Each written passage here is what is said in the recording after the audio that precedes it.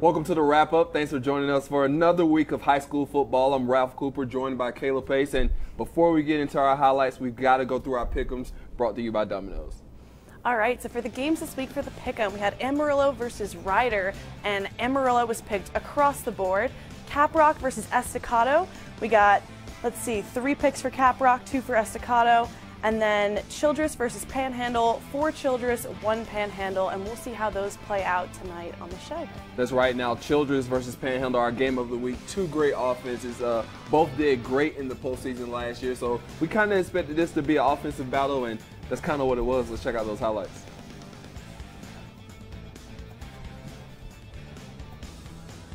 Homecoming everywhere. It's only week 3. So early for homecoming, it feels like, but hey. They got the moms going. This right here is Luke Latimer. He finds Isaiah Darter, who's also a great outside linebacker. Latimer again avoiding the would-be tacklers to find a wide open Trent Willis in the end zone to take the lead. Now Braden Durst, Luke Ray, we say these 2 names together a lot, finding the connection. And Durst this time finding running room on the outside from 1 yard. He will take it in for a TD himself. Up next, Luke Latimer. Get his Tim Tebow. He reminds me so much of Tim Tebow, this guy. Braden Durst once again. A lot of running from a quarterback, a lot of scoring in this game. Just a lot of scoring. I just need to stop talking and let you guys check out this great highlight. But Childress will win this one, 47-34. Now we got another game. This game kicked off yesterday at Dick Bivens. It's Tascosa taking on PD. Early on right here, we got Joseph Plunk just keeping it himself and basically just walking into the end zone right there. They will go up early. Tascosa would. Coming up, the Rebels again. This time, King Doru. I don't think the guy even wanted to tackle King on that play. It doesn't seem like. Here's the Dons trying to get something going. Making a few plays, but the defense just doing a lot, making some great plays and making plays of their own. The Rebels would take over and win this one 36-7. And next up, we got some 5A action, Caprock versus Estacado.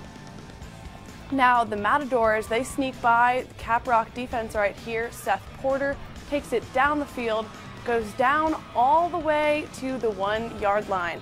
Now, on the next play, they're going to set up right here and attempt to run it in, and instead they'll fumble it, and Caprock recovers. But the Matadors, they can cause some turnovers too. On the next play of the game right here, quarterback drops back, throws it, and intercepted by the Matadors. Kezadrick Murray and runs it all the way back. In the end, Estacado is going to take this one. Final score 34-17. All right, we got Amarillo hosting Ryder for their homecoming as well. Early on, the Amarillo defense just swarming to the quarterback right here is no different. There's my man. That's Brett right there. Brett. I didn't put his last name in. I'm sorry. I messed it up. But right here, Amarillo with a little trickery. The reverse pass right here, and that's Bo Barker streaking down the sideline wide open. He would get it down to just about the 25 before he's pushed out.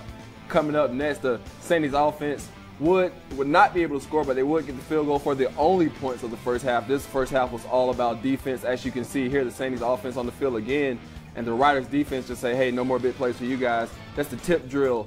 Took over by Jack Hatch, but look at this big hit on the sideline. It was a penalty for a late hit, but it was one that made the crowd go woo, and the Amarillo Sandies won this one 28-0.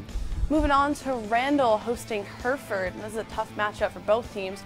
Hereford got on the board first, and then again on their next drive, Seth Dixon runs this one into the outside. Hereford up 14-0 early in this one, and they're excited, and they just kept on going. Randall did not have Jay-Sean Barrow in the first half, but still ran a tough run game.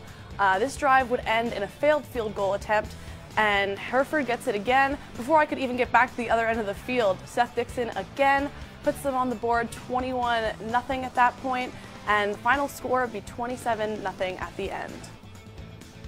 Now, we kind of talked about this leading up into this week. We talked to Coach Selman, and Randall wanted to get that first win of the year. And, you know, coming up against a good Hereford team, as you can see, Seth Dixon on the ground is a lot to handle. What was it that, because you were at that game, what was it that you think was Randall's biggest problem tonight? Well, Randall had some issues. Jayshon Barrow wasn't in the first half, so that put them behind. And then also the return of Dodge DeLozier. This was the first game that he really played in this week. And now did Landon Nitz play tonight as well? No, he did not. They also had the backup quarterback. That's one thing that Coach Selman hit on, a lot of injuries early on in this non-district play, but he's pretty optimistic and pretty positive that it's the district games that matter, so they want to win those district games. Now going back to a few more 5A games, we got Caprock versus Lubbock Estacado now. Caprock did great last week without Tariq Williams. Richard DeLeon stepped in and was able to fill in their quarterback spot, but tonight the Lubbock Estacado defense just kind of contained them and wasn't able really to let them get on track. Now Tariq Williams is expected to be back in a few weeks. Now I'm pretty sure that next week will be a different story for the Longhorns as well. But let's talk about Amarillo. That first half, I was telling you about it, 3-0 in the first half, but we came back and it was 28-0. Talk to us about what you've seen from this offense so far this season. I mean, I think they've been impressive. I'm sure Coach Dunham gave them a great speech at halftime, but to come out and score like that, it's really impressive, and you know that they want to win. So, I mean, as much as we've interviewed Coach Dunham, even after asking him 2 questions, I'm ready to strap up and get on the field. That's just how much he motivates you sometimes. But we got more football coming up after this break. Stick with